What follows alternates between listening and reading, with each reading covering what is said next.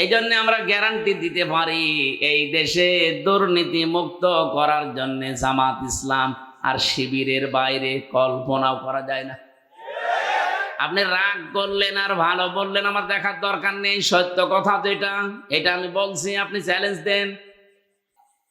ফালা তুফারিকুল কিতাব, তোমাদের আদেশ দিলাম, ফালা, কখনোই না, তুফারিকুল কিতাব, তোমরা কিতাবের রাজনীতি থেকে আলাদা হবা না। কারণ কোরআনের রাজনীতির বাইরে যারা রাজনীতি করে এরা দুর্নীতিবাজ। বাংলাদেশ জামাত ইসলামী থেকে 18 জন এমপি এই দেশে উপহার দিয়েছিলাম। এ পৃথিবী প্রমাণ করেই দিয়েছে 18 জনের জীবনে 1 টাকা দুর্নীতি পাওয়া যায়নি। কথা বলেন না কেন? 2 জন মন্ত্রী ছিল, অনবীক্ষণ যন্ত্র দিয়েও খুঁজে চায় না, দুর্নীতি পায়নি। মাওলানা মতিউর রহমান নিজামী রহমতুল্লাহ আলাইহে, আল্লাহর এই শহীদ বান্দা, মন্ত্রিত্ব চালিয়ে 36 টাকা বেঁচেছিল, রাষ্ট্রকে ফেরত দিয়েছে। বাংলাদেশের ইতিহাসে মনে হয় এই প্রথম। এর আগে কেউ দিতে পেরেছে? বলেন বলেন। শিল্পমন্ত্রী থাকাকালীন আমার কুষ্টিয়াতে যে চিনির কল আছে, সে 1965 সালে এটা তৈরি। আজ পর্যন্ত শুধুমাত্র 3 বার লাভ হয়েছে, তাছাড়া আজ পর্যন্ত কোনোদিন লাভ হয়নি, প্রত্যেক বছর লস হয়েছে। মাওলানা মতিউর রহমান নিজামী যে 3 বছর মন্ত্রী ছিলেন, শিল্পমন্ত্রী, ওই 3 বছর শুধু লাভ হয়েছিল। এই জন্য আমরা গ্যারান্টি দিতে পারি এই দেশে দুর্নীতি মুক্ত করার জন্য জামাত ইসলাম আর শিবিরের বাইরে কল্পনাও করা যায় না। আপনি রাগ করলেন আর ভালো বললেন, আমার দেখার দরকার নেই। সত্য কথা যেটা, এটা আমি বলছি, আপনি চ্যালেঞ্জ দেন। 1500 বছর আগে বিশ্বনবী মুহাম্মদুর রাসূলুল্লাহকে তারা অবৈধ ঘোষণা দিয়েছিল মক্কার জন্য। তারা সুর তুলেছিল যে উনি আমাদের দেবতাদের বিরুদ্ধে কথা বলে।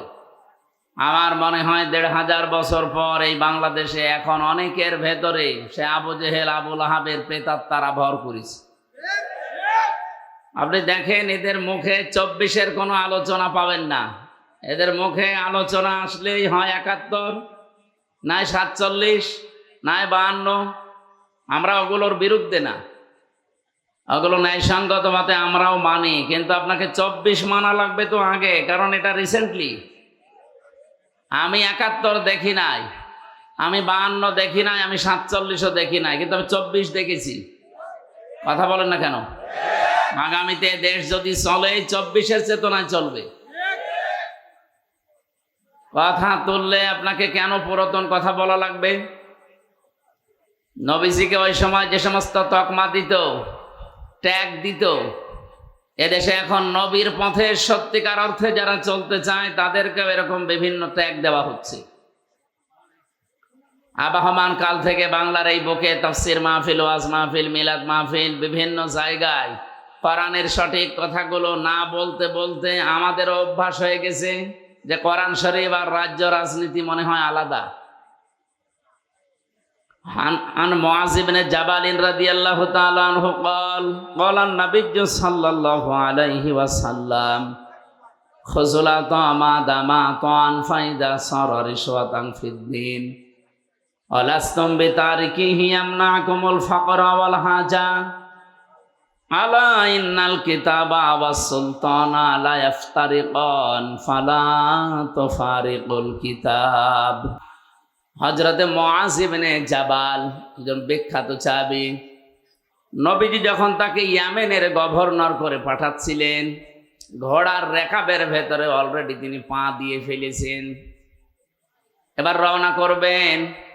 নবীজি তাকে বললেন, তোমাকে একটা দেশের দায়িত্ব দিয়ে পাঠালাম, হাদিয়া তোফা তুমি গ্রহণ করতে পারবা ওই পর্যন্ত যতক্ষণ ওটা হাদিয়া থাকে, কিন্তু কোনো হাদিয়া তোফা যদি ঘুষের পর্যায়ে পড়ে ওইটা আর নেওয়া যাবে না। কিন্তু আমি আশঙ্কা করছি যুগ জামানা এমন আসবে অনেকেই বাধ্য হবে, তার প্রয়োজন, তার বাস্তবতা তাকে এই হাদিয়ার নামে ঘুষ খেতে। বলেন তো, 1500 বছর আগের কথা এখনো বাংলাদেশে মনে হয় নবীজি এইমাত্র বলে গেল।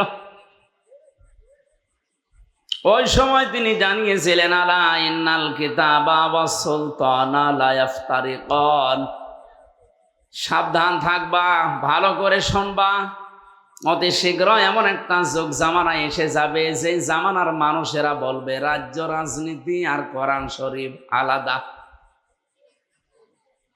বলেন কতদিন আগের কথা এটা, এখন বাস্তবে 100 ভাগ ফলে যাচ্ছে। উনি বলেছিলেন কিছু মানুষ এমন আসবে দেশে, তারা বলবে কোরআন আর রাজনীতি এটা আলাদা। সাফ কথা বলছি, যারা বলেন কোরআনের সাথে রাজনীতির কোনো সম্পর্ক নেই, আপনি যদি কোরআন বিশ্বাসও করে থাকেন আপনি মুনাফিক।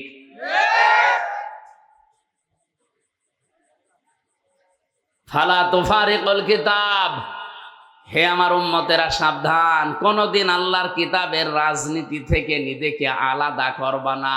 একটা শব্দ যদি ভুল বলি, বানিয়ে বলি, কোনো আলেমকে নিয়ে এসে বসিয়ে রাখেন। নবীজি বলেছিলেন এমন সময় দুনিয়াতে আসবে, ওই জামানার মানুষগুলো এ কথা বলবে যে কোরআন শরীফ আর রাজ্য রাজনীতি এটা আলাদা। 200-র উপরে উপজেলা চেয়ারম্যান ছিল, সবগুলো দুর্নীতি মুক্ত। 252 জনের উপরে উপজেলা চেয়ারম্যান ভাইস চেয়ারম্যান ছিল, সবগুলো দুর্নীতি মুক্ত। 1000-এর উপরে প্রায় ইউনিয়ন চেয়ারম্যান ছিল, সবগুলো দুর্নীতি মুক্ত। 1500-র উপরে প্রায় মেম্বার ছিল, একটাও দুর্নীতিগ্রস্ত না। আমি যে তালিকা বললাম বানিয়ে বলি না, এই সবগুলো দেখে দেখে বললাম। বাইরে যত দল আছে আপনি বলেন, তারা তো এই 54 বছরে পালাক্রমে গেছে। একটা মানুষকে দেখান যে তার জীবনে দুর্নীতি নেই। আপনাকে এর চাইতে কি দেখানো লাগবে? এর চাইতে বেশি দেখাতে হলে আমার মানুষ দিয়ে হবে না, জিবরাইলকে নিয়ে আসা লাগবে। এই জন্যই তো আমরা গ্যারান্টি দিতে পারছি। আমিরে জামাত ডক্টর শফিকুর রহমান হাফিজাহুল্লাহ উনি ঘোষণা দিয়েছে, বাংলাদেশে 296 জন অলরেডি প্রার্থী উনি ঘোষণা দিয়ে ফেলেছে, আরো 4 জন বাকি আছে। যদি এই মানুষগুলো নির্বাচিত হতে পারে, 100 টাকা দিয়ে যদি তারা নির্বাচিত হয়, 5 বছর পরে ওই 100 টাকাই থাকবে, 1 টাকাও বাড়বে না। আপনি জিজ্ঞাসা করেন ওনাকে বলেছে কিনা। আমার যেদিন ঘোষণা হয় জানিয়েছে যে কয় টাকা নিয়ে এমপি হবেন, এমপি 5 বছর থাকার পরে ওই 1টা টাকাও বাড়বে না, বাড়লে খবর আছে। আপনি বাংলাদেশে 73টার উপরে দল আছে, 49টা শুধু নিবন্ধিত। শেষে আমাদের নিবন্ধন ফিরিয়ে দিয়ে 50টা হয়েছে। যতগুলো নিবন্ধিত দল আমি চ্যালেঞ্জ দিলাম, যদি ঘোষণা দিতে পারে যে আমার দল থেকেও যদি কেউ এমপি হয়, মন্ত্রী হয়, 5 বছরে তার 1টা টাকা বাড়বে না, আরো কমে যাবে, আমার মনে হয় কোনো দল থেকে এমপি দাঁড়াবেই না। চিন্তা করবে ছাতা করে করবো কি? আমি আসি এ রাস্তায় 10 কোটি টাকা খরচ করে 100 কোটি টাকার মালিক হওয়ার জন্যে। আরে কি ঘোষণা দিল যে 1টা টাকাও নাকি বাড়বে না? ও ছাতা আমার দরকার নেই, আমি সুবহানাল্লাহ জিকির করি। এই ময়দানগুলোতে সত্যি করে বলছি, আমরা কোরআনের কথাগুলো সঠিকভাবে না বলতে বলতে আমাদের অভ্যাসী হয়ে গেছে। এখানে মনে হয় কবরের কথা বলা লাগবে, সে কবরের কথাও তো আপনারা বলতে দেন না। কারণ কবরের ভেতরে প্রথমে আপনাকে নেওয়ার সময় যে কথা আমরা বলি আপনার জীবনের সাথে তো মেলে না। কবরে প্রথম নম্বরে বলা হবে বিসমিল্লাহি ওয়া আলা মিল্লাতি রাসূলিল্লাহ, আল্লাহর নামে রসুলের দলে তুলে দিয়ে গেলাম। আপনি আল্লাহর নামেও নেই, রসুলের দলেও নেই। এই কথা বলেন না কেন? আন আবি যাররিন রাদিয়াল্লাহু তাআলা আনহু قال قال النبي صلى الله عليه وسلم من ادعى ما ليس له فليس منا وليتبوأ مقعده من النار। মুসলিম শরীফের হাদিস। নবীজি বলেন, কোন ব্যক্তি যদি এমন জিনিসের দাবি করে যে জিনিসটা তার না, জোর করে হোক, জবরদস্তি করে হোক, দখল করে হোক, চাঁদাবাজি করে হোক, ছিনতাই করে হোক, চুরি করে হোক, কোন মানুষের জিনিস যদি নিজের দখলে নিয়ে নেয় তার দুইটা শাস্তি অনিবার্য। এক নম্বরে ফালাইসা মিন্না, ওই দিন থেকে সে আমার উম্মত আর নেই।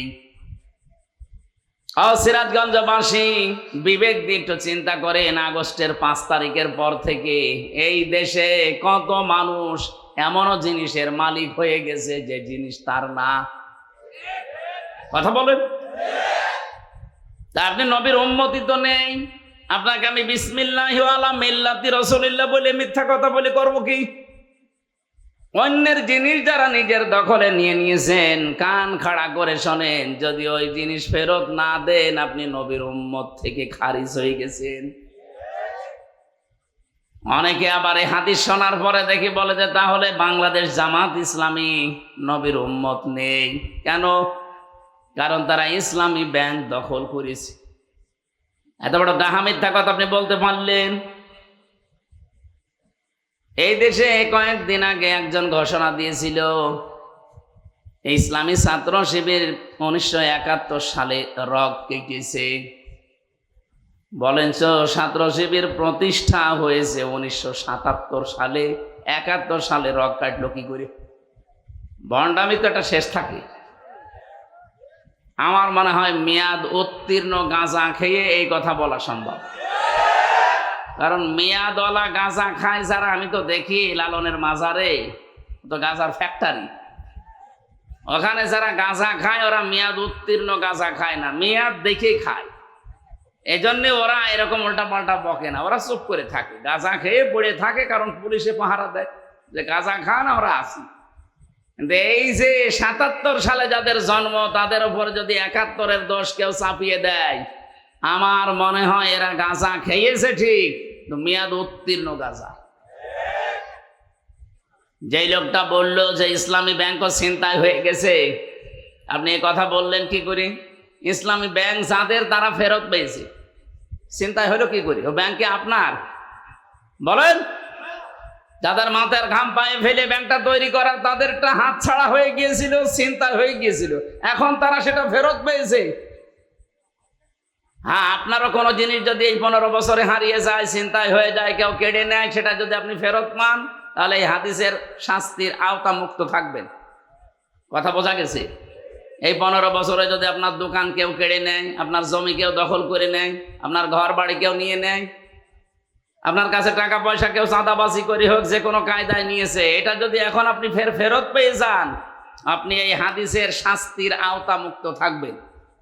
দ্বিতীয়টা আর একটু কঠিন আছে, অলিয়াতাবাওয়া মাকআদাহু মিনান নার, নবীজি বলেন সে যেন জাহান্নামে নিজের একটা স্থান তৈরি করে নিল। বলেন নাউজুবিল্লাহ।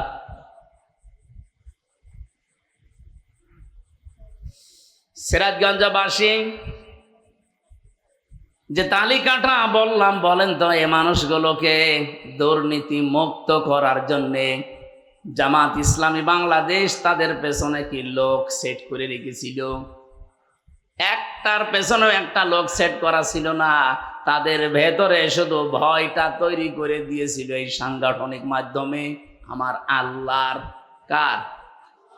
এখনো যারা আছে মন থেকে, যারা একামতে দিনের কাজ করে, এই মানুষগুলোর ভেতরেও শহীদ আব্দুল কাদের মোল্লার মতো আল্লাহর ভয় আছে। মুসলমান ভাইরা, যেখানেই যায় এতদিন পর্যন্ত কথা আসতো না, এখন কিছু মানুষের মুখ দিয়ে দেখি বের হয় যে ওয়াজ মাহফিলে, তাফসির মাহফিলে যেন রাজনৈতিক কথা বলা না হয়। আমিও ওপেন চ্যালেঞ্জ দিলাম, আমাকে যেখানে নিয়ে যাবেন, যেই সাবজেক্ট দেবেন, ওখান থেকে আমি রাজনীতি আরম্ভ করব। আপনি বাধা দেন দেখি। আপনি কবরে নিয়ে যাবেন, কবরেও রাজনীতির 3টা প্রশ্ন আছে, মার রব্বুকা ওয়া মান নাবিয়্যুকা ওয়া মা দীনুকা, 3টাই রাজনৈতিক প্রশ্ন। আপনি নিয়ে যাবেন কোথায়? যদি জন্মে নিয়ে যান, জন্মে আমি রাজনীতি আরম্ভ করব, কারণ সর্বপ্রথম জন্ম নিলেই বলা লাগবে আল্লাহু আকবার। এর চাইতে বড় রাজনীতি কি আছে? এখন যদি বলেন আমি মরণে নিয়ে যাব, মরণেও রাজনীতি আছে, কারণ মরণের জীবনের শেষ কথা আপনাকে বলা লাগবে লা ইলাহা ইল্লাল্লাহ। এর চাইতে বিপ্লবাত্মক কথা পৃথিবীতে আর নেই। আপনি ঘোষণায় দিয়ে গেলেন যে দুনিয়ায় কাউকে মানি না আল্লাহ ছাড়া। সুবহানাল্লাহ বলতে পারেন না? আপনি নিয়ে যাবেন কোথাও? বিয়েতে নিয়ে যাব, বিয়েতেও রাজনীতি আছে কি নেই? আপনি যখন বলেন যে কবুল, কবুল বলার সঙ্গে সঙ্গে একটা মেয়ে লোকের যত রকমের দায়িত্ব সব আপনার ঘাড়ে এসে যায়। আল্লাহ রাব্বুল আলামিন বলেন, কোন মানুষ যদি মুসলমান হতে চায় সেও কিন্তু একটা কবুল বলে লা ইলাহা ইল্লাল্লাহ। এই কথার ভেতরে আপনি কয়েকটা জিনিস পাবেন। আমানতু বিল্লাহ কামা হুয়া বিআসমাইহি ওয়া সিফাতিহি ওয়া ক্বাবিলতু জামিআ। আমি কবুল করে নিলাম আল্লাহর যত বিধান আছে সব। রাজনীতি নেই কোথায়? রাজনীতির বাইরে কোরআন শরীফে আপনি কথাই পাবেন না। তাফসীর মাহফিল লিখে দিয়েছেন, আবার বলেন রাজনীতি করবেন না। কোরআনের বাইরে যদি আমি কোনো কথা বলি ওটা তো আর রাজনীতির বাইরে গেলে দুর্নীতি হয়ে যায়। অন্য বছরের কথা বাদ দিয়ে এই 15 বছরের হিসাব করে বলেন, যারা কোরআন বাদ দিয়ে রাজনীতি করেছে তাদের জীবন পুরাটাই দুর্নীতিগ্রস্ত। ভূমি মন্ত্রী ছিল একজন, 620টা বাড়ি বানিয়েছিল। কয়েকদিন আগে আমি মালয়েশিয়া গিয়েছিলাম, যে হোটেলে উঠলাম, নিচে নেমে দেখি শয়তান বসে আছে। আমারে দেখে বলছো, হুজুর আমি আগেই পালিয়েছি। আপনি পালালেন কেন? আপনার না শুনেছি 620টা বাড়ি আছে, কিন্তু আমি থাকতে পারি না। মালয়েশিয়াতেও আমার সাহেব পাড়ায় ঘর আছে, বাড়ি আছে, কিন্তু তালা লাগানো। আমি যাব কি করে? কারণ এই দেশে 20 লাখ বাঙালি আছে, যদি আমারে পায় ভর্তা বানিয়ে ফেলবে। এই জন্য আমি চুরি করে আসি। এই হোটেলে থাকি, আমি নামিও না, মাঝে মাঝে নামি আবার চলে যাই ঘরে। আমি মনে হয় যে জেলখানায় আছি। আমারে বলছে কাউকে কিছু বলবেন না, শুধু দোয়া করবেন। তা আপনার জন্য আমার দোয়া আসবে।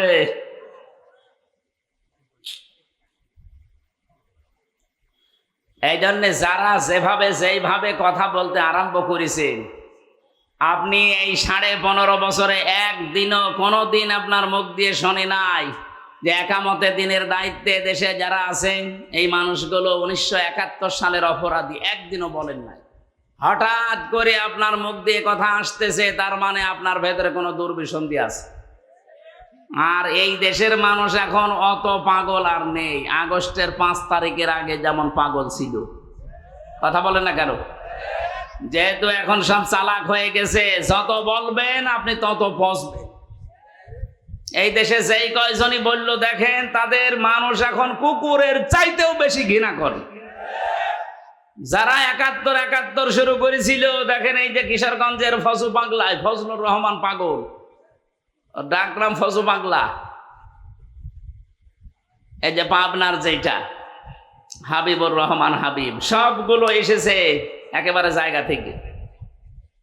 আপনি বলেন তো এদের দিকে তাকিয়ে, এরা যা আরম্ভ করেছিল এতদিন তো কিছু বলে নাই। হঠাৎ করে আগস্টের 5 তারিখের পরে জিকির তাদের মুখে দিয়ে দিল কে?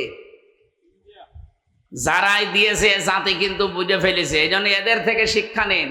আজকে কিশোরগঞ্জে মানববন্ধন হয়েছে, মিছিল হয়েছে, সংবাদ সম্মেলন হয়েছে যে ফজু পাগলারে যদি দেওয়া হয় এ জেলা উলট পালট হয়ে যাবে। বিএনপির লোক যারা, তারা বলছে।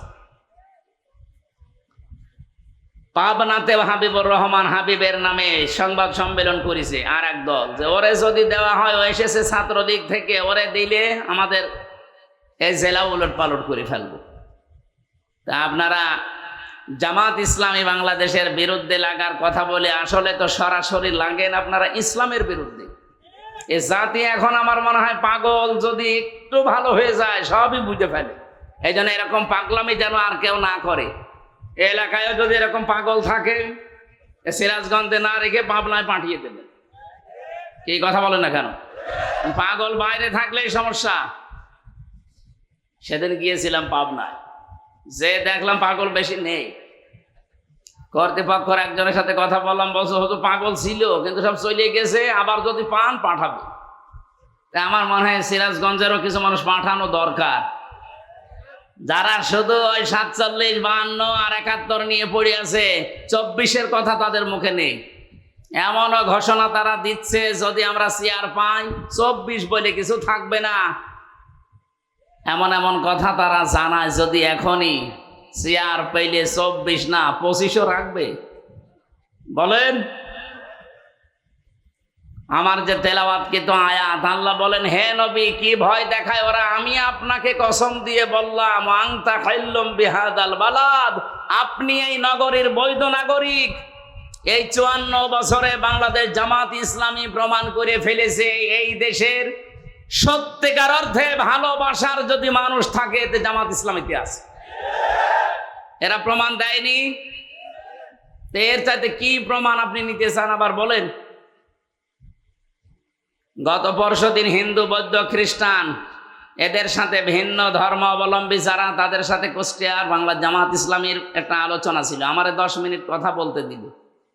হিন্দু পরিষদের যিনি সভাপতি, উনি কথা বলতে আরম্ভ করে বলছে, হুজুর, আপনি এমপি নমিনেশন নিয়েছেন এখানে জামাত ইসলামী থেকে, আপনার পেছনে আমরা আছি, কিন্তু গ্যারান্টি দেওয়া লাগবে, আমাদের কথা দেওয়া লাগবে। এই 54 বছরে বহু মানুষ কথা দিয়েছে, কেউ কথা রাখে নাই, শুধু আমাদের ব্যবহার করেছে। আমরা বিভিন্ন ভয়ে আছি, আমরা বিভিন্ন বৈষম্যের শিকার হয়ে আছি। আমরা যেন এই আশ্বাসটা পাই যে এগুলো সব দূর হয়ে যাবে, আমরা নিরাপদে আপনাদের মতো থাকতে পারবো। আমি ওনাকে ওই দিন গ্যারান্টি দিয়ে বলেছি, আমাদের আমির ডক্টর শফিকুর রহমান, উনি জানিয়েছে দেশের মসজিদ যেমন পাহারা দেওয়া লাগে না, মন্দিরও পাহারা দেওয়া লাগবে না যদি ইসলাম ক্ষমতায় আসে। হ্যাঁ, কথা বলেন, কথা বলেন। ওনারা আশ্বাস পেয়েছে, বলেছে যে আমরা সামনে চেষ্টা চালাবো ইনশাআল্লাহ। গত পরশুদিন গোবিন্দ পরামানিক, বাংলাদেশের হিন্দু মহাজোটের মহাসচিব, উনি জানিয়েছে দেশে জামাত ইসলামী যদি ক্ষমতায় আসে, তাহলে এই দেশে সবচাইতে বেশি নিরাপদে থাকবে অন্য ধর্মের মানুষেরা। একজন হিন্দু মানুষে কথা বলছে, আর আপনি বলছেন না। এই জন্য বৈধ নাগরিক এই দেশের, আমার মনে হয় যারা ইসলাম ভালোবাসে, দেশ ভালোবাসে মন থেকে, তারা। রব্বুল আলামিন বলেন, আমি যেখানে থেকে তেলাওয়াত করেছিলাম এই জায়গা থেকে, ফালাকতা হামাল আকাবাতা ওমা আদরাকা মাল আকাবা। হে নবী, তারা গিরিপথ পাড়ি দিতে রাজি না। এদেশে অনেকেই শর্টকাটে সোজা জান্নাতে যেতে চায়। শর্টকাটে সোজা জান্নাতে যাওয়ার কোন রাস্তা আল্লাহ কোরআনে দেয়নি, আল্লাহ আকাবাটা দিলেন। তারা গিরিপথ, দুর্গম পথ, এই কঠিন পথ পাড়ি দিতে এরা রাজি না, অথচ এই গিরিপথ পাড়ি দিয়ে আমি আল্লাহ জান্নাত রেখে দিয়েছি। বলেন সুবহানাল্লাহ। গিরিপথটা কি? যারা সত্যিই একেবারে শুরু থেকে শেষ পর্যন্ত কোরআন একবারও পড়েছে, তারা এই গিরিপথে পা বাড়িয়েছে। গিরিপথের বর্ণনা আল্লাহ দিচ্ছেন এই দুর্গম পথটার। 1 নম্বরে ফাক্কু রাকাবা। ফাক্কন মানে মুক্তি, রাকাবা মানে দাস। যারা দাস মুক্তির জন্য দুনিয়াতে কাজ করে, এই আয়াতের একেবারে শেষের দিকে পাবেন, উলাইকা সাহাবুল মাইমানা। রব্বুল আলামিন বলেন, এই মানুষগুলোই সৌভাগ্যশালী, এরাই ডানপন্থী, এই মানুষগুলোই সফল হবে। তাহলে প্রথম কর্মসূচি, বাংলাদেশে যদি সফল হতে চান, দুনিয়া আখিরাতে যদি আপনি সৌভাগ্যশালী আল্লাহর দরবারে হতে চান, এই কর্মসূচি এই দেশে হাতে নেওয়া লাগবে। আর আমি কোরআনের সাথে মিলিয়ে দেখলাম, বাংলাদেশ জামাত ইসলাম এটা হাতে নিয়েছে। ফাক্কু রাকাবা মানে কি বললাম? দাস মুক্তি। প্রথা নেই, তাহলে আয়াত কি করবেন? ওই জামানায় মানুষ বেচা কিনা চলতো, মানুষ মানুষকে দাস বানিয়ে রাখতো। এখন এই সিস্টেম নেই, কিন্তু এই আয়াতটা তো ব্যাখ্যা করা লাগবে। এখন ব্যাখ্যায় নিয়ে আসতে হলে এভাবে নিয়ে আসতে হবে আপনাকে। পৃথিবীতে মানুষ হয়ে যারা মানুষের দাসত্ব করে, মানুষের গোলামি করে, এখান থেকে যারা মানুষকে মুক্ত করে আল্লাহর গোলাম বানাতে চায়, আল্লাহর দাস বানাতে চায়, তারা এই দেশে সফল হবে। আর এটা বাংলাদেশ জামাত ইসলামী করছে। তারা চায় জমিন আল্লাহর, এখানে আইন চলবে আল্লাহর, সাফ কথা বলছি, বাংলাদেশে যারা আল্লাহর আইন বাদ দিয়ে মানুষের তৈরি করা আইন যারা কায়েম করতে চান, আপনি মরে গেলে জান্নাত পাবেন না, এটাই ফাইনাল। কারণ আপনি কোরআনের 918টা আয়াত মানেন না। কয়টা? 918টা আয়াত আপনি মানেন না। আলা লাহুল খালকু ওয়াল আমরু ইনিল হুকমু ইল্লা লিল্লাহ, এরকম 918 জায়গায় পড়া কোরআনে আমি পেয়েছি। যারা মানুষের তৈরি করা আইন কায়েম করার জন্য দল করেন, চেষ্টা করেন, আপনি জাহান্নামী, আর কারো ফতোয়া লাগবে না। এই যে কাদিয়ানীরা, এরা কি জান্নাতি না জাহান্নামী?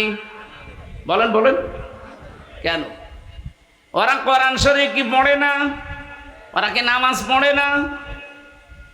কোরআনের 6666টা আয়াতের ভেতরে সবগুলোই তারা বিশ্বাসও করে, কম বেশি মানেও।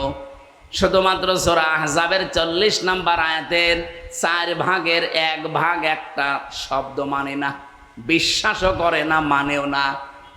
মা কানা মুহাম্মাদুন আবা আহাদিম মির রিজালিকুম ওয়ালাকির রাসূলুল্লাহি ওয়া খাতামান নাবিয়্যিন।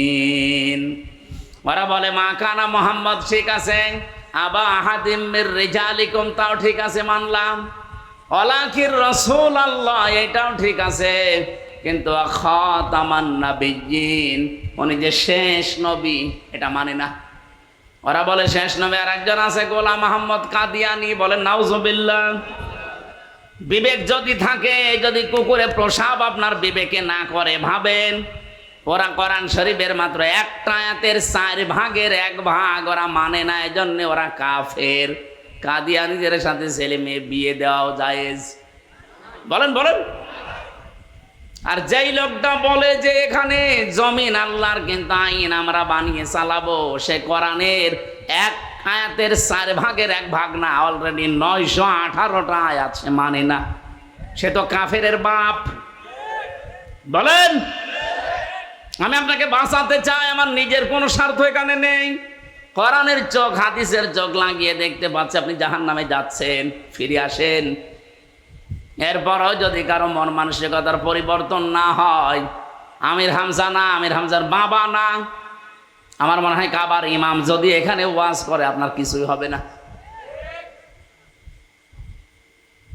নবীজির মুখে ওয়াজ শুনেছিল আবু সেহেল আর আবু বকর, 2 জনের নামের আগে আবু আছে।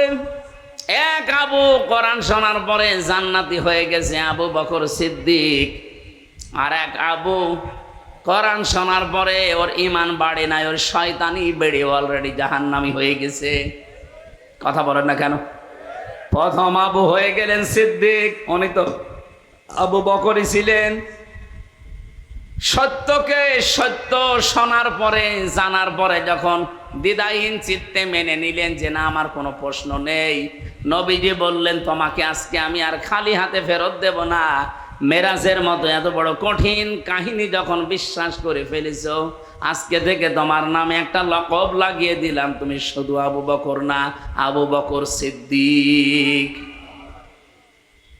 ও সিরাজগঞ্জবাসী, সত্যকে সত্য জানার পরে যারা সত্যিই মেনে নিতে পারে প্রশ্ন ছাড়া, দ্বিধাহীন চিত্তে, তারা কিয়ামতের দিন আবু বকর সিদ্দিকের সাথে জান্নাতে থাকবে। আর যারা সত্যকে সত্য জানার পরও আবু সেহেলের মতো মানে না, ওই মানুষগুলো কিয়ামতের দিন জাহান্নামে থাকবে আবু সেহেলের সাথে। এদেশে কর্মসূচি সবার আছে কম বেশি, কিন্তু কোরআন কেন্দ্রিক এই 5টা কর্মসূচি জামাত ইসলামী বাংলাদেশে আছে। এরা চাই মানুষকে আমরা মানুষের তৈরি করা আইন থেকে, গোলামি থেকে মুক্ত করে আল্লাহর গোলাম বানাতে চাই। যদি এই কর্মসূচি জামাত ইসলামী বাংলাদেশে না থাকে, এই জামাত করারও দরকার নেই। এই কথা বলেন কেন? আমরা কোনো ব্যক্তির গোলাম হতে চাই, কোনো দলের গোলাম হতে চাই, আমরা গোলাম হব কার? কিন্তু সেই দলের ভেতরে কোরআনে কারিমের বর্ণিত এই গুণগুলো আমরা পাবো, মাস্ট বি আবু বকরের মতো সেখানে যাব। তাহলে আজকে থেকে সিদ্ধান্ত আপনার উপরে। 73টা দলের ভেতরে যারা আল্লাহর তৈরি করা আইন কায়েমের জন্য চেষ্টা চালায়, যারা মানুষকে দাস মুক্তি করতে চায়, মানুষের গোলাম থেকে আল্লাহর গোলাম বানাতে চায়, আপনি চোখ কান বুঝে তাদেরকে সাপোর্ট করবেন। যেই দল পাবেন এরকম সেই দলে যাবেন। আমি আপনাকে জামাত ইসলামী, ইসলামী ছাত্র শিবির, ইসলামী ছাত্রী সংস্থা করতে বলছি না, কিন্তু কোরআনে বর্ণিত এই নিয়মটা যেখানে পাবেন সেখানে যাবেন। আমি জামাতে পেয়েছি, জামাতে গেছি। কোন দলের ভেতরে এই কর্মসূচি আমি পাইনি। 2 নাম্বারটা কি? আও ইউতামুন ফি ইয়াউমিন যী মাসগাবা, যারা দুর্ভিক্ষের সময় মানুষের খাবার পৌঁছিয়ে দেয়, এই কর্মসূচিটাও বাংলাদেশ জামাত ইসলামীর হাতে আছে। এই কথা বলেন না কেন? এই 14 বছরে তো তারা দেখিয়েছে। এমনকি আগস্টের 5 তারিখের পরে দেখেন, এই যে ফেনীতে, কুড়িগ্রামে, নেত্রকোনায় কি অবস্থা তৈরি হয়েছিল। এদেশে তো কত দল আছে, কই কেউ তো এভাবে এগিয়ে গেল না। 65 বছরের মুরব্বী ডাক্তার শফিকুর রহমান এই পর্যন্ত পানির ভেতরে নেমে খাবার পৌঁছিয়েছে। এটাকে আমি বানালাম? বলেন বলেন। তে বাস্তবতা আমি যেখানে দেখতে পাচ্ছি যে কোরআনের সাথে এদের জীবন চরিত্র মিলে যাচ্ছে, সেটা বাদ দিয়ে আমি যাব কোথায়? খাবারের ব্যবস্থা করা লাগবে। দুর্ভিক্ষের সময় অসহায় মানুষ যারা, তাদের কাছে কত মানুষের ব্যাংকে টাকা ছাতা পড়ে যায়। 50 কোটি টাকা ব্যাংকে পড়ে আছে, কেন ওখান থেকে 5 কোটি টাকা একটু দুর্ভিক্ষের সময় ছড়িয়ে দেওয়া যায় না? কি করবেন টাকা নিয়ে? এখন যদি চোখ বন্ধ হয়ে যায়, এই টাকায় আপনাকে জাহান্নামে নেওয়ার কারণ হবে। আর না, আপনাকে বলে করবো কি? আপনি তো জাহান্নামে বিশ্বাস করেন না, আপনি তো জাহান্নাম আছে এইটাই বিশ্বাস করেন না। আপনাকে বলে করব কি? আমরা যারা অন্তত বিশ্বাস করি তাদেরকে বলছি, এ জীবনে জীবন শেষ না, আর একটা কিন্তু বিশাল জীবন আসতেছে সামনে। ইয়াতীমান যা মাকরাবা, 3 নম্বরে যারা ইয়াতিম, যারা নিজের নিকটের ভেতরে যারা ইয়াতিম, এদের খোঁজ খবর রাখে। বাংলাদেশে কোন দলের কর্মসূচিতে আপনি এইটা পাবেন বলেন? যদিও আমরা যারা জামাত ইসলামী করি এটা 100 ভাগ আমরাও মানতে পারছি না, কিন্তু আমরা চেষ্টা চালাই। আমরা মানতে পারি না কেন? আমাদের পরিবারস্থ এমন লোক আছে যাদের কারণে আমরা সব রক্তের সম্পর্কগুলো 100 ভাগ টিকিয়ে রাখতে পারি না।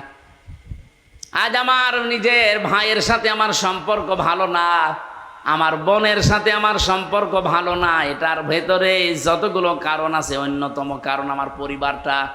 এদের থেকে আমি সাপোর্ট পাই না, এজন্য আমার রক্তের সম্পর্ক দূরে চলে যায়। এরকম পরিবার দেশে নেই? বলেন বলেন।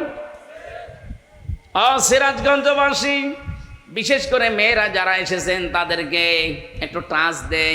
শুধু নামাজ পড়া, রোজা রাখার, কালো বোরকা পরা ইবাদত না। নবীজি বলেন, কোন স্ত্রী যদি চায় যে আমার স্বামী আরো বেশি দিন বেঁচে থাক, আমার স্বামীর হায়াত বেড়ে যাক, আমার স্বামীর সন্তান সম্পদ আরো বৃদ্ধি পাক, ওই মহিলা যেন স্বামীকে বলে, স্বামী আর যাই করো, রক্তের সম্পর্কগুলো ঠিক রাখো। কিন্তু আজ হাজারো পরিবার এই স্ত্রীর কারণে স্বামী বাধ্য হয় রক্তের সম্পর্ক ছিন্ন করতে। কথা বলেন কথা বলেন। এই জন্যে আমাদের যে রিপোর্ট বই আছে, দেখবেন এখানে একটা ধারায় লেখা আছে, প্রত্যেক সপ্তাহে অন্তত একদিন পারিবারিক বৈঠক করা লাগবে। পারিবারিক বৈঠকে কি আমরা একে অন্যকে কি গোতা দেই? ওখানে কোরআন থেকে হাদিস থেকে পড়ে শোনানো হয়, তালিম করা হয়। অন্তত পরিবারের ভেতরে এই বিশ্বাস যেন জন্ম নেয় যে আমার স্বামী রক্তের সম্পর্কগুলো ঠিক রাখছে আমাদের বাঁচার জন্যেই। ইয়াতীমান যা মাকরাবা, এই কর্মসূচি আমাদের হাতে নেওয়া লাগবে। আও ইতামুন ফি ইয়াউমিন যী মাতরাবা, ধনী মলিন যারা অসহায়, যে মানুষগুলো কাজ করে খায়, এদের সামনে যে মানুষগুলো এগিয়ে যায়।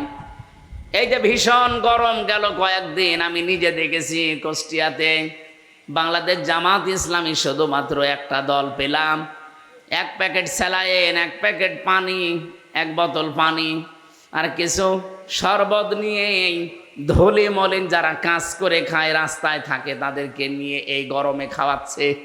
অনেকে আবার টিটকারি করে যে এ আর কয় টাকা, আপনি কয় টাকা দিয়েছেন? এক বোতল পানি 20 টাকা, একটা স্যালাইন 10 টাকা, 30 টাকা, অন্তত 30টা টাকা করেও তো তারা দিচ্ছে এই গরমে। আপনি কয় টাকা দিয়েছেন? নিজে তো ভালো কাজ করতেই পারে না, যে কেউ করে ও সহ্য করতে পারে না। চট্টগ্রামে যে খাল খননের জন্য, পরিষ্কার করার জন্য যারা দায়িত্বে আছে, ওরা বলেছিল 400 কোটি টাকা দেন, আমরা এই কাজ করব। বাংলাদেশ জামাত ইসলামীর সিংহ পুরুষ আলহাজ শাহজাহান চৌধুরী, সাবেক এমপি, উনি বলেছে 1 টাকাও দেওয়া লাগবে না রাষ্ট্রের। আমরা জামাত ইসলামী 10 টাকা 50 টাকা কালেকশন করে 1 কোটি টাকা দিয়ে এটা পুরা পরিষ্কার করে দেব। অলরেডি দিয়েছেও। তামাম দুনিয়া প্রশংসায় ভাসছে। কিন্তু দুঃখজনক হলেও সত্য, যারা ওই যে 400 কোটি টাকা চেয়েছিল, তারা বলছে না, খাল ভালোভাবে পরিষ্কার হয়নি। জুতা দিয়ে পিটানোর দরকার না। তারা একটা টাকা না নিয়ে নিজেদের টাকা দিয়ে পরিষ্কার তো করেছে, আর তোমার কাছে দিলে তুমি 400 কোটি টাকা খেয়ে ফেলতে। প্রশংসা করার তো দূরের কথা, আরো বদনাম করছে। ওরা তো কোরআন থেকে এটা নিয়েছে ধলি মলিন, যারা মাত্রা বা মানে ধলি মলিন, যারা রাস্তায় থাকে, যারা কাজ করে খায়, এরকম মানুষের কাছে যারা খাবারের ব্যবস্থা করে পৌঁছিয়ে দেয়, তাদের এই ধোলা মলিন চেহারায় হাসি নিয়ে আসে। এই কর্মসূচি বাংলাদেশে যেই দলে পাবেন, আপনাকে আহ্বান জানালাম, ওই দলে যোগ দেবেন, তাহলে জীবনে সফল হতে পারবেন। অনেক মানুষ এরকম আছে যে না, আমি কোনো কিছুতে নেই, আমি নিরপেক্ষ। এটা একটা টাটকা শয়তান। পৃথিবীর কোনো নবী নিরপেক্ষ ছিল না, কোনো সাহাবী নিরপেক্ষ ছিল না। আপনাকে যে কোনো একটা পক্ষ নেওয়া লাগবে, হয় শয়তানের নয় আল্লাহর। কথা বলেন না কেন? যারা বলে যে না, আমি কোনো কিছুতে নেই, কিন্তু দলে দলে দেখবেন এমন মানুষকে সাপোর্ট করে যার চরিত্র শয়তানের চাইতেও খারাপ। সূরা আরাফের 83 নাম্বার আয়াতটা একটু বাড়িছে, মিলাবেন তো আপনারা? আজকেই মিলাবেন। 8 নাম্বার পারা 20 নাম্বার পৃষ্ঠায় এটা 3 নাম্বার লাইনে আছে, ফাআনজাইনাহু ওয়া আহলাহু ইল্লা ইমরাতাহু কানাত মিনাল গাবিরিন। রব্বুল আলামিন বলেন, ফেরেশতা 2 জন পাঠিয়ে দিলাম আসরের নামাজের সময় লূত নবীর কাছে। বললাম, আল্লাহর নবী, আপনার যে উম্মতরা আছে তাদেরকে নিয়ে আপনি এখান থেকে চলে যান। মাগরিবের সময় এখানে আল্লাহর গজব নাজিল হবে, কিন্তু সাবধান, আপনার স্ত্রীকে নেবেন না। ও সিরাজগঞ্জবাসী, হাদিস থেকে কি বুঝলেন? কোরআনের আয়াত এটা, কি বুঝলেন এখান থেকে? লূত নবীর স্ত্রীর চরিত্র খারাপ ছিল না। পৃথিবীতে কোনো নবীর স্ত্রীর চরিত্র খারাপ ছিল না, কারণ হারাম রক্তের ভেতরে আল্লাহ নবীদের রক্ত প্রবেশ করার নাই। লূত নবীর স্ত্রীর নিজের চরিত্র ভালো ছিল, সে চরিত্রহীনা ছিল না, কিন্তু সে তলে তলে চরিত্রহীনদেরকে সাপোর্ট করত। এই জন্য আল্লাহ তাকে ধ্বংস করে জাহান্নামে অলরেডি পাঠিয়ে দিয়েছেন। এই আয়াত থেকে আমরা যেটা প্রমাণ পেয়েছি, শুধু নিজে নামাজ পড়লে, রোজা রাখলে, পর্দা করলে হবে না। দেখা যায় এমন মানুষকে ভোট দেয়, এমন মানুষকে সাহায্য করে, এমন মানুষের পেছনে থাকে, এমন মানুষকে সাপোর্ট করে যার চরিত্র শয়তানের চাইতেও খারাপ, যার জীবনে কোনো আল্লাহর বিধান নেই, যার পরিবারে আল্লাহর বিধান মানে না, সমাজে আল্লাহর বিধান মানে না, অর্থনীতিতে আল্লাহর বিধান মানে না। এরকম আল্লাহ বিরোধী, সীমা লঙ্ঘনকারী মানুষকে আপনি সাপোর্ট দেন, আপনার অবস্থা লূত নবীর স্ত্রীর মতোই হবে।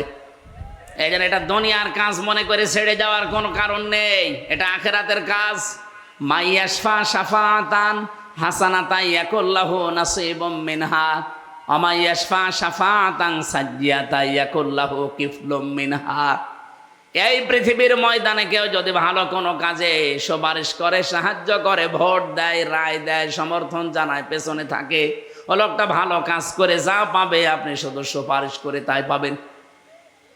বাংলাদেশে 300 এমপির ভেতরে 151 জন এমপি যদি এবার কোরআন বুকে নিয়ে সংসদে যেতে পারে, অধ্যাপক জাহিদুল ইসলাম তার ভেতরে মনে করেন একজন, এই 300-র ভেতরে মাত্র 151 জন যদি এবার যেতে পারে, ওনারা কোরআন বুকে নিয়ে প্রথম অধিবেশনেই বলবে, মাননীয় স্পিকার, আমরা নামাজের বিল চাই। বলবে না? যদি না বলে ভোট দেবেন না, কারণ এইটা ওনাদের একদম কড়াকড়ি লিখা আছে, আল্লাযীনা ইম্মাক্কান্নাহুম ফিল আরদ আকামুস সালাহ, সূরা হজর 41 কোন ইমানদারকে যদি আল্লাহ চেয়ারে বসায় তাদের প্রথম কাজই হবে তারা নামাজের বিল আনবে। আর আমরা জানি ওনারা এটা করবে। এতদিনে 54 বছর আমরা যাদেরকে পাঠিয়েছি তারা সংসদের প্রথম অধিবেশনে বলেছে আমরা নামাজের বিল চাই। বলেন বলেন, কিন্তু ওনাদেরকে এটা পড়িয়ে দেওয়া ওনারা বলবে। স্পিকার যদি বলে ঠিক আছে হাত তোলেন দেখি, 300-র ভেতরে মাত্র 151 জন যদি হ্যাঁ বলে হাত তোলে, ওইটা ওই দিন কায়েম হয়ে যাবে। 18 কোটি মানুষের জন্য আর ওয়াজ করা লাগবে না, ওই দিন থেকেই তারা নামাজ পড়তে বাধ্য। নামাজ শুধু ও পড়বে না, ওর বাপ পর্যন্ত পড়বে।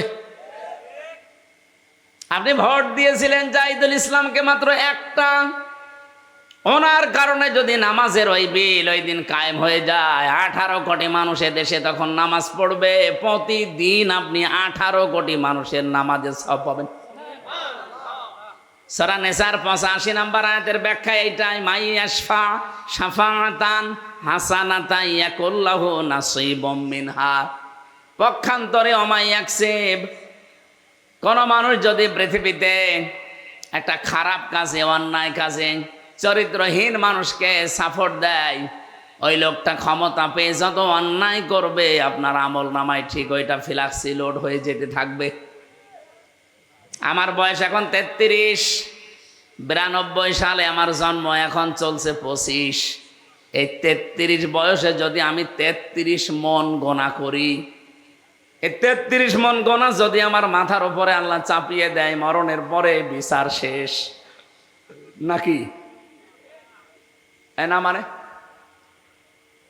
আমি 33 মন গোনা করেছি, 33 মন গোনার জন্য আল্লাহ চাপিয়ে দিল 33 মন, বিচার শেষ। কিন্তু কোরআনে কারীম জানাচ্ছে অন্য কথা, ওয়াহুম ইয়াহমিলুনা আওযারহুম আলা যুহুরিহিম আলা সামা ইয়াজিরুন।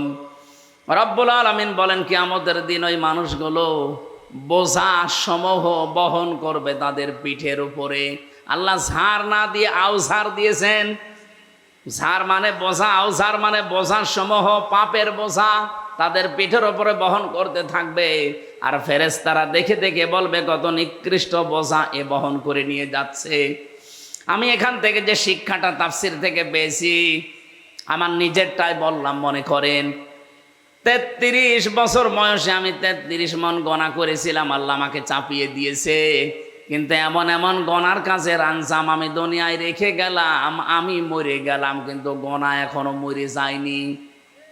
আমি একটা বই লিখেছিলাম, আমি মরে গেছি কিন্তু বই তো মরে নাই, ওইটা দেখে যত মানুষ খারাপ হবে ওইটা পড়ে। এই যে হুমায়ুন আহমেদ একটা বই লিখেছিল, ওইটা দিয়ে সিনেমা তৈরি হয়েছে, পবিত্র ভালোবাসা। বিয়ের আগে যত সুন্দর ভালোবাসাই হোক ওটা পবিত্র থাকে, ভালোবাসা তো হবে বিয়ের পর। কিন্তু যারা বিয়ের আগে ভালোবাসা করে এটাকে পবিত্র রাখে না, অপবিত্র করে ফেলে। ওইটা দিয়ে সিনেমা বানিয়েছে একজন মুসলমান মেয়ে আর হিন্দু ছেলেকে দিয়ে। আমি উপন্যাসে পড়েছিলাম সেইটাই নাকি সিনেমা তৈরি করেছে। ওটা বিভিন্ন ভাষায় ডাবিং হয়ে বিভিন্ন দেশে মানুষ দেখছে। একজন মুসলিম মেয়েকে, বোরকাওয়ালা মেয়েকে, পর্দাশীলা মেয়েকে কি করে কালার করা যায় সেইটা লিখেছে। বলেন তো এই লোকটা মরে গেছে কতদিন আগে, কিন্তু এই বইটা তো মরে যায়নি। ওর লিখিত জিনিস নিয়ে যত রকমের কত কিছু তৈরি হবে। আর মুসলমানের ফরজ একটা বিধান পর্দা, এটা নিয়ে বিশ্বের বিভিন্ন মানুষ খারাপ ধারণা করবে। উনি হয়তো 80 বছর বয়সে মরে গেছে, 80 মন গোনা ছিল ওনার। কিয়ামত আসতে আসতে 80 মন থাকবে না, 80,000 মন হয়ে যাবে। আমি তো বাংলাদেশে আয়াত পড়ার পরে দেখি বহু মানুষ এমন আছে নিজের জীবনে হয়তো 100 মন গোনা করেছিল, কিয়ামতের দিন 100,000 মন নিয়ে উঠবে। এই কারণে এই জন্য এমন মানুষকে সাপোর্ট করা ঠিক না, তার পেছনে থাকা ঠিক না। আপনি হয়তো মরে গেলেন, সেই লোকটাও মরে গেল, কিন্তু সে এমন এমন কাজের আঞ্জাম দিয়েছে। আমরা শুধু শুনি যে সাত গায়ে জারিয়া, না, শুধু সাত গায়ে জারিয়া নেই, গোনায় জারিয়া আছে। কি কথা বলেন? খালি মরে গেলে সাত গায়ে জারিয়া সব যেতে থাকে, সুবহানাল্লাহ আলহামদুলিল্লাহ পড়লাম, আরে ভাই গোনায় জারিয়াও তো আছে। আমি এমন একটা দল তৈরি করলাম, আমি মরে গেছি কিন্তু দল তো মরে যায়নি, ওই দলে যারা আছে তারা সাদাবাজি করে। না এরকম দল দেশে নেই? আসতে বলেন। এমন একটা দল আমি বানিয়েছি যারা মানুষের বাড়ি ঘর ভেঙে দেয়, আগুন লাগিয়ে দেয়, যাদের ধর্ষণে সেঞ্চুরি করেন, মানুষের পায়ের রগ কেটে দেয়। এইরকম মানুষগুলো আমি রেখে গেলাম। আমি তো নেই কিন্তু দল তো আছে। আমি হয়তো 50 মন গোনা করে মরে গেছি, কিয়ামতের দিন যখন উঠবো তখন গোনা হবে 50,000 মন।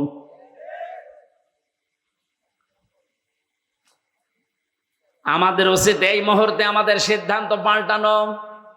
যারা আজ মানুষের পাশে দাঁড়ায়, এতিম অসহায়, এই মানুষগুলোকে যারা দেখাশোনা করে, তাদের দারিদ্র মুক্ত করার জন্য যারা চেষ্টা চালায়, এরা যেহেতু কোরআন বলছে সফল হবে, আমাদের নাক কান বুঝে তাদের সাপোর্ট দেওয়া দরকার। এরপরেও যদি কারো মনে না লাগে, সূরা বালাদ যেন সে বাড়ি যেয়ে পড়ে, সুম্মা কানা মিনাল্লাযীনা আমানু ওয়া তাওয়াসাউ বিস-সাবরি ওয়া তাওয়াসাউ বিল মারহামা। রব্বুল আলামিন বলেন, এরপরে মানুষগুলো যদি ঈমান আনে, ধৈর্য ধারণ করে, আর একে অপরকে রহমের সবরের উপদেশ বাণী শোনায়, উলাইকা আসহাবুল মাইমানা, এই মানুষগুলোই দুনিয়াতে সফল সৌভাগ্যশালী। জোরে বলেন সুবহানাল্লাহ। কোরআনে বর্ণিত এই 5টা কর্মসূচি যেই দলে পাবেন, ওই দলে যোগ দেওয়ার জন্য আপনাকে আমি হাতে পায়ে ধরে বলছি, কারণ আল্লাহ বলেন এরা সফল। ওয়াল্লাযীনা কাফারু বিআয়াতিনা, আর যারা কাফের, আল্লাহর আয়াতকে যারা মিথ্যা প্রতিপন্ন করে, আল্লাহর আয়াতের সাথে যারা গাদ্দারি করে, সীমা লঙ্ঘন করে, কোরআনে কারীম বলে উলাইকা আসহাবুল আলাইহিম নারুম মুসাদা, তাদের উপর আমি জাহান্নামের আগুনগুলো স্থায়ী করে দেব। হুম আসহাবুল মাশআমা, এইগুলোই দুর্ভাগা, এই মানুষগুলোই হতভাগা, এদের দুনিয়া আখিরাত দুইটাই ধ্বংস হয়ে গেছে। আল্লাহ আমাদের এরকম হতভাগ্য যেন না করেন, বলেন আমিন। আফসোস লাগে আমার কোরআনের আয়াত দিয়ে ব্যাখ্যা করে করে কথা বলার পরও মানুষের মন আমি পাই না। আমার মনে হয় নবীজি যদি এখন আসতেন, কোরআনের সূরা বালাদ থেকে তাফসীর করলে বহু মানুষ নবীকে পর্যন্ত রাজাকার বলে গালি দিত। বলেন, ইন্নাল্লাযীনা কাযযাবু বিআয়াতিনা ওয়াস্তাকবারু আনহা, নিশ্চয় যারা আল্লাহর আয়াত শোনার পরে মিথ্যা মনে করে, ওর বিশ্বাস হতে চায় না, ওয়াস্তাকবারু আনহা, এবং অহংকার করে মুখ ফিরিয়ে চলে যায়। আমার তো মনে হচ্ছে 1500 বছর আগে না, বাংলাদেশের কিছু মানুষের চরিত্র দেখে আল্লাহ মনে হয় এই মাত্র আয়াত নাজিল করছে। দেখেন কত মানুষ এই চরিত্রের এখন এই দেশে আছে। আল্লাহ আয়াত শোনার পরে বিশ্বাস করা দূরের কথা, মিথ্যা প্রতিপন্ন করে, মনে করে না এরকম কথা থাকার কথা না, মানে টেনে টেনে বলছে। আমি যদি কোরআনের কথা নিজের দিকে টেনে বলি, আমি যদি বানিয়ে বলি, তা আমার সহ আল্লাহ আগে কেটে দেবে। দুনিয়ার এই কিছুদিনের জন্য আমি আমার এত বড় ক্ষতি করব, আমাকে কি পাগলা কুত্তায় কামড় দিয়েছে? আল্লাহর আয়াত শোনার পরে যাদের বিশ্বাস হতে চায় না, মিথ্যা প্রতিপন্ন করেন, আবার অহংকার করে ঘাড় ঘরান, সাফ কথা শোনেন। আল্লাহ পাক বলেন, লা তুফাত্তাহু লাহুম আবওয়াবুস সামা, তাদের জন্য আকাশের একটা দরজা খোলা হচ্ছে না, হবে না। তুফাত্তাহু এটা মোজারে, বর্তমান ভবিষ্যৎ, প্রেজেন্ট ফিউচার, বাবের বহু বছর আবওয়াব, একটা দরজা আপনার জন্য খোলা হচ্ছে না, হবেও না কোনোদিন। ওয়ালা ইয়াদখুলুনাল জান্নাহ, আপনি জান্নাতেও যেতে পারছেন না, পারবেনও না, এইটাও মোজারে। আল্লাহ বলেন কতদিন ওরা জান্নাতে যাবে না জানো? হাত্তা ইয়ালিজাল জামালু ফি সাম্মিল খিয়াত, সূচের ছিদ্র দিয়ে যতদিন ওট প্রবেশ করে যেতে না পারে, সূচের ছিদ্র দিয়ে উট প্রবেশ করা যেরকম অসম্ভব, এই যে চরিত্রের কথাগুলো বললাম, এই মানুষগুলো জান্নাতে যাওয়া এরকম অসম্ভব। আর আমার দৃষ্টিতে বাংলাদেশে এরকম কিছু মানুষ আমরা এখন দেখতে পাচ্ছি। এজন্য তাদের ওয়াজ না, তাদের ওয়াজ করা লাগবে। বুখারী শরীফ, কোরআন শরীফ দিয়ে ওদের কিছুই হবে না, ওদের বাকারি শরীফ লাগবে। আমরা যারা এখানে আছি, আমাদের কোরআন শরীফ দিয়ে, বুখারী শরীফ দিয়ে কাজ হবে ইনশা। বলেন বলেন ইনশা। ওয়াকাযালিকা নাজজিল মুজরিমিন। আল্লাহ পাক বলেন, আমি মুজরিম পাপিষ্ঠ যারা, এই মানুষদেরকে এইভাবে শাস্তির আওতায় আনবো। লাহুম মিন জাহান্নামা মিহাদু ওয়া মিন ফাওকিহিম গাওয়াশ ওয়া কাযালিকা নাজজিজ জালিমিন। আল্লাহ একটা ধরন দিলেন আযাবের, যে কিভাবে শাস্তি দেব দেখো। এদেরকে কবরে রেখে আসবে মানুষেরা, কবরের উপরে আমি আল্লাহ জাহান্নামের চাদর লাগাবো আর নিচে আগুন লাগাবো। যতই উপরে ফুল দেন না কেন, আল্লাহ পাক বলেন নিচ থেকে আগুন লাগাবার উপরে জাহান্নামের চাদর দিয়ে ঢেকে দেব। এই জন্য আপনাকে আমি সংশোধনের জন্য আহ্বান জানাচ্ছি, ফিরে আসেন এক্ষুনি সময়। কারণ আপনার কোনো গ্যারান্টি নেই, আমারও গ্যারান্টি নেই। বসে আছি, উঠবো সে ভরসা আছে। এই মুহূর্তে কোরআনে বর্ণিত এই 5টা কর্মসূচি যেখানে পাবেন ছুটে সেখানে যাবেন, সফল হতে পারবেন। কারণ আল্লাহ নিজে জানিয়েছেন, ফালাকতা হামাল আকাবা, হে নবী আপনি দেখবেন এই গিরিপথ, এই দুর্গম পথে আসতে তারা রাজি না, কিন্তু আমি আল্লাহ জানালাম এই পথ পাড়ি দিয়েই আমার জান্নাত। বলেন সুবহানাল্লাহ। আল্লাহ আমি সহ যারা এসেছি, সারা বালাদের এই কর্মসূচিগুলো আমাদেরকে মেনে চলার তৌফিক এই মুহূর্তে দান করো। বলেন আমিন। আমরা যেন আবু জেহেলের মতো না হয়ে যাই। নবীজির মুখে কোরআন শোনার পরও হেদায়েত পাইনি, ওর শয়তানি যা ছিল আরো বেড়েছে। এই সিরাজগঞ্জে কামারখন্দে সদরে যদি আবু জেহেলের মতো মন কারো থাকে, কোরআনের আলোচনায় ওর আবু বকরের মতো ঈমান বাড়বে না, আবু জেহেলের মতো ওর শয়তানি বাড়বে। দেখবেন আগামী থেকে যারা এসে এরকম কথা বলবে যে তাফসীর হয়েছে না রাজনীতি, তাফসীর মানেই তো রাজনীতি। আলেমরা যদি এ কথা কোনো আলেম বলে, আমারে নিয়ে আসেন, আমি বসবো। যা পড়েছি একটা দুইটা না, বহু তাফসীরের সমন্বয়ে কথাগুলো বলেছি। আল্লাহ আমাদেরকে এই কর্মসূচিগুলো মেনে চলার তৌফিক এবং সফল হওয়ার সুযোগ যেন দান করেন, আমিন। এই বৃষ্টি কাদার ভেতরে বহুক্ষণ বসে আছেন, রাত 12:30 বাজে, আমরা আর টানতে চাচ্ছি না।